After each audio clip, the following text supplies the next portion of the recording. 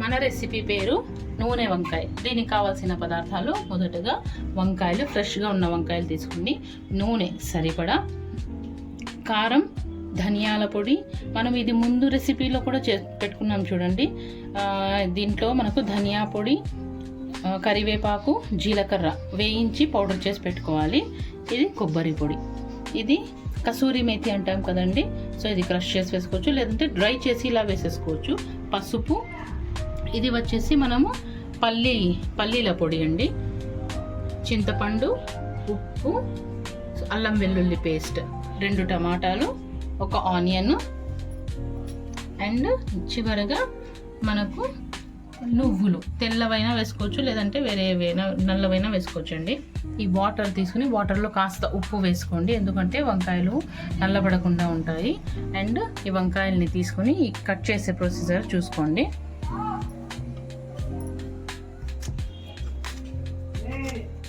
ఇలా కట్ చేసుకొని నీట్గా ఆ పైన ఉన్నటువంటి ఆ తొట్టి మాత్రం తీసేసుకొని ఇలా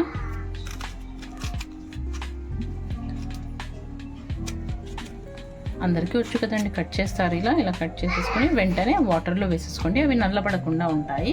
సో ఇలా అన్ని వంకాయలు కూడా ఇలానే ఇదే పద్ధతిలో కట్ చేసుకోవాలండి. ఇలా అన్నీ కట్ చేసుకొని వాటర్లో వేసేసుకోవాలండి. ఇప్పుడు మనం ముందుగా ఒక మిక్సీ జార్ తీసుకొని అందులో మనం తీసుకున్నటువంటి నువ్వులు, కొబ్బరి పొడి, ఏవైతే మనం పొడులు తీసుకున్నామో అవన్నీ లైన్గా స్టెప్ బై స్టెప్ వేసేసుకోవాలండి. మనము ఇది మరి తాలింపుకి పెట్టుకున్నాము, నేను అంతా వేయడం లేదు. ఈ కసూరి మేతి కాస్త మనము తాలింపుకి పెట్టుకుందామండి. ఇంకా ఇవన్నీ ఒకసారి జార్లో గ్రైండ్ చేసుకుందాం. ఇప్పుడు మనం రెడీ చేసుకున్నటువంటి పొడి ఏదైతే ఉందో అది ఒక బౌల్లోకి షిఫ్ట్ చేసుకోవాలి.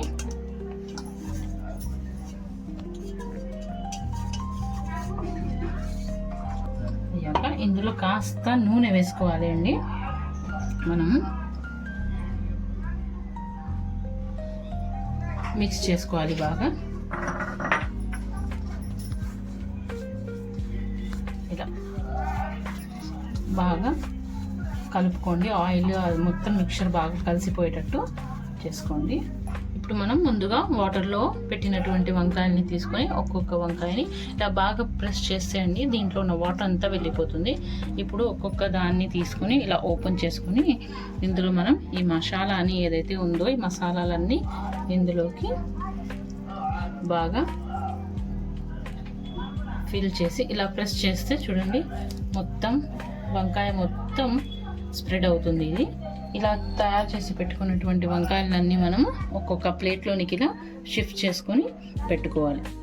ఈ విధంగా అన్నీ ఫిల్ చేసుకొని పెట్టుకోవాలండి. ఇప్పుడు మనం కడాయి పెట్టుకుందాం.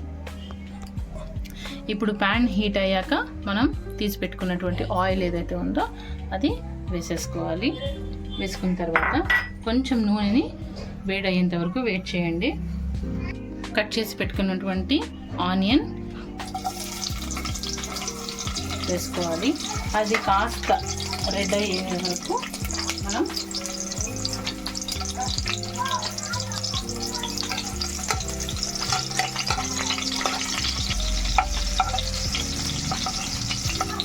ఇప్పుడు మనం ముందు తీసుకొని పెట్టుకున్నటువంటి కస్తూరి మేతి ఉంది కదండి, ఇది బ్రష్ చేయాల్సిన అవసరం లేదు, ఇలానే వేసేసుకోండి. ఒకవేళ మీ దగ్గర ఫ్రెష్ ఉన్నా కూడా మెంతి కూర కొన్ని ఆకులను తీసి అందులో వేసేసేయండి. ఇప్పుడు కాస్త రెడ్ అవుతున్నాయి కదండి ఆనియన్స్. ఇప్పుడు మనం ఏం చేయాలంటే ఒక్కొక్కటిగా ఇలా మనము ముందుగా రెడీ చేసి పెట్టుకున్నటువంటి బ్రింజల్ని ఒక్కొక్కటిగా మనం ఇందులో వదలాలి. జాగ్రత్తగా చేయండి, ఎందుకంటే నూనె అనేది ఎగురుతూ ఉంటుంది. అందుకోసం చూస్తున్నాం కదండి కాస్త రెడ్ అవుతూ ఉన్నాయి. ఇది వంకాయని తీసి తెలుసుకున్నప్పుడే ఇందులో మనం ఇంకా లెఫ్ట్ ఓవర్ మసాలా ఏదైతే ఉందో కాస్త మిగిలిందండి నాకు, అది నేను ఇందులో వేసేస్తున్నాను. అవి వేసుకున్నాక టొమాటోస్ ఉన్నాయి కదా మన దగ్గర, ఇవి కూడా ఒక్కసారి స్టిర్ చేసుకోండి. అవి వేసుకున్న మసాలా కూడా కాస్త ఇది అయ్యేంత వరకు. ఇప్పుడు మన దగ్గర ఉన్నటువంటి టొమాటోస్ ఏవైతే మనం కట్ చేసి పెట్టుకున్నామో వాటిని వేసేసుకోవాలి. ఒకసారి కలిపేసి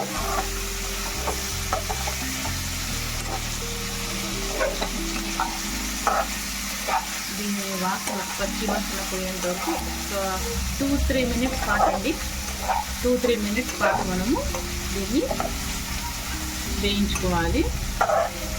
సో ఇప్పుడు మనము ఇందులో కాస్త వాటర్ వేసుకోవాలండి.